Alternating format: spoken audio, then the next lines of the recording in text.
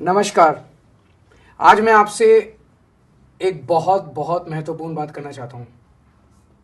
अक्सर चुनावों में कहा जाता है कि चुनाव से पहले वाली रात कत्ल की रात होती है। उस रात को खूब पैसे बंटते हैं, मुर्गा बंटता है, दारू बंटती है। लेकिन दिल्ली का ये चुनाव एक अलग ही चुनाव है। इसमें 1.5 महीने, चुनाव से 1.5 महीने पहले से खुलेआम पैसा बंटना चालू हो गया। खुलेआम सामान बंटना चालू हो गया। जूते बंट रहे हैं, 1100 रुपए बांटे जा रहे हैं, खुलेआम बांटे जा रहे हैं। किसी को कोई डर भी नहीं है कि कोई चुनाव आयोग है, कोई हमें रोकेगा किसी तरह से कोई। और पुलिस के संरक्षण में बांटे जा रहे हैं। पुलिस बाकायदा तरीके से लाइन लगवा रही है, चेक कर रही है कि आप वोटर हो तो आपको मिलेगा, वोटर नहीं हो तो नहीं मिलेगा।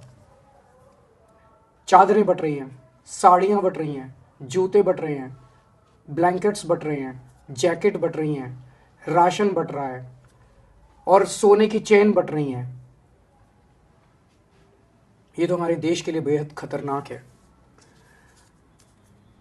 ये जो सामान बंट रहा है, पैसा बंट रहा है, ये कोई सरकारी पैसे से नहीं बंट रहा। ये इनकी पार्टी, गाली गलौज पार्टी के चंद नेता बांट रहे हैं। ये पैसा कहां से आया इनके पास? इतना पैसा कहां से आया? करोड़ों करोड़ों रुपया, अरबों रुपया वोट खरीदने के लिए जो बांटा जा रहा है, ये कहां से आया? ये इनका भ्रष्टाचार का पैसा है जो इन्होंने गलत तरीके से देश को लूट के इन लोगों ने कमा रखा है। मेरी आपसे निवेदन है, ये पैसा इन्होंने इस देश की जनता को ही लूट के कमाया है। ये जितना पैसा बांट रहे हैं, जितना सामान बांट रहे हैं, सब ले लो, चिंता मत करो। ये जो कुछ बांट रहे हैं सब ले लो। लेकिन एक चीज याद रखना, वोट मत बेचना अपना। 1100 में वोट मत बेचना। एक साड़ी के बदले अपना वोट मत बेचना। वे वोट बेशकीमती है। एक चादर के बदले, एक जूते के जोड़ी के बदले अपना वोट कतई मत बेचना।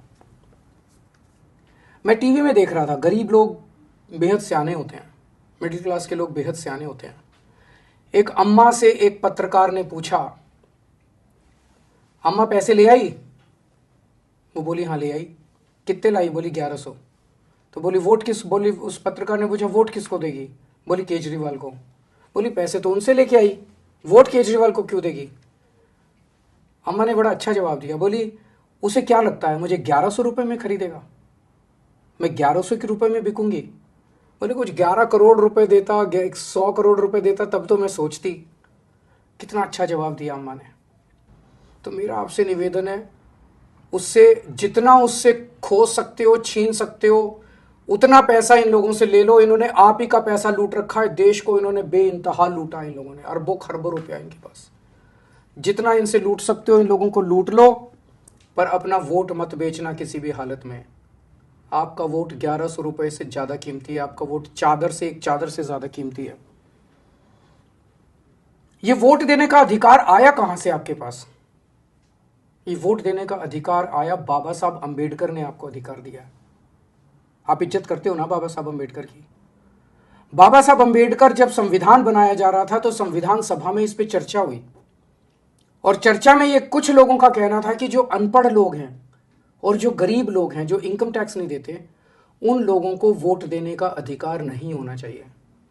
बाबा साहब बढ़ गए, सबसे लड़े, और लड़के उन्होंने कहा इस देश के हर व्यक्ति को, चाहे पढ़ा लिखा हो, चाहे अनपढ़ हो, चाहे अमीर हो, चाहे गरीब हो, हर व्यक्ति को वोट देने का अधिकार होना चाहिए। लड़े बाबा साहब, आपके वोट के लिए लड़े। आपको ये वोट का अधिकार बाबा साहब ने दिलवाया है। बाबा साहब ने आपके लिए जो संघर्ष किया और आपसे, उन बाकी लोगों से लड़ लड़ के आपको वोट दिलवाया, उस वोट को एक चादर, एक साड़ी और 1100 रुपये में मत बिकने देना। ये वोट बहुत कीमती है। ये बहुत वोट बेशकीमती है। और इस जनतंत्र को बचाना हम सबकी जिम्मेदारी है। अगर ये 1100 रुपये के अंदर वोट खरीदने लग गए तो आप समझ लेना कि पूरा देश खत्म हो जाएगा, देश का जनतंत्र खत्म हो जाएगा, बाबा साहब का सपना खत्म हो जाएगा। अगर जनतंत्र ही नहीं बचेगा फिर तो जिसके पास पैसा है वो 1100 क्या कल 2200 रुपये दे के वोट खरीद लेगा, 3000 रुपये दे के वोट खरीद लेगा। फिर तो इस देश के ऊपर बड़े बड़े सेठ साहूकारों का राज हो जाएगा। आपके बच्चों को, आपके बच्चों के भविष्य के लिए आपके कोई स्कूल नहीं बनाएगा, आपके लिए कोई अस्पताल नहीं बनाएगा, आपके लिए कोई सड़कें नहीं बनाएगा, आपके लिए कोई कुछ नहीं बनाएगा आपके लिए, अगर आपने अपने वोट को बेचना चालू कर दिया तो। इस देश के ऊपर लुटेरों का राज हो जाएगा। इन्होंने भी कम नहीं लूटा जो आज देश को।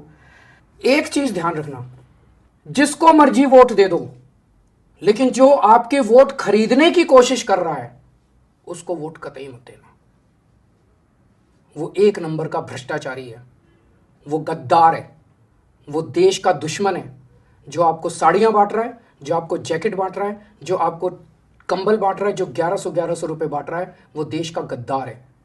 वो देश के साथ गद्दारी कर रहा है। हमारे देश के जनतंत्र को खतरा, जनतंत्र के लिए खतरा है। देश में जनतंत्र को खत्म करना चाहता है वो। आप किसी को वोट दे दो, आपकी मर्जी, मुझे वोट देना है दो, नहीं देना मत दो, लेकिन उस शख्स को वोट मत देना जो आपका वोट खरीद के इस देश को बर्बाद करना चाहता है।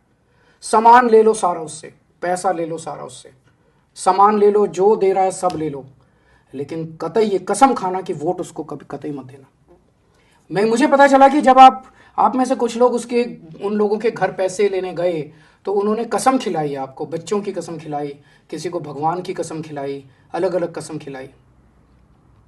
उस कसम की चिंता मत करना, वो कसम का कोई मतलब नहीं है। कसम का तब मतलब होता है जब किसी पवित्र काम के लिए या किसी ईमानदारी के काम के लिए कसम खाई जाए। अगर आप किसी बेईमान से पैसा ले रहे हो और वो आपको कसम खिला रहा है, वो कसम नहीं लगती, वो झूठी कसम है। इस कसम की आप अपने भगवान के सामने, मूर्ति के सामने खड़े होकर हाथ जोड़ के कह लेना कि भगवान मैंने मजबूरी में कसम खाई थी, वो कसम झूठी है। मैं देश के लिए वोट दूंगा, उस गद्दार को वोट नहीं दूंगा।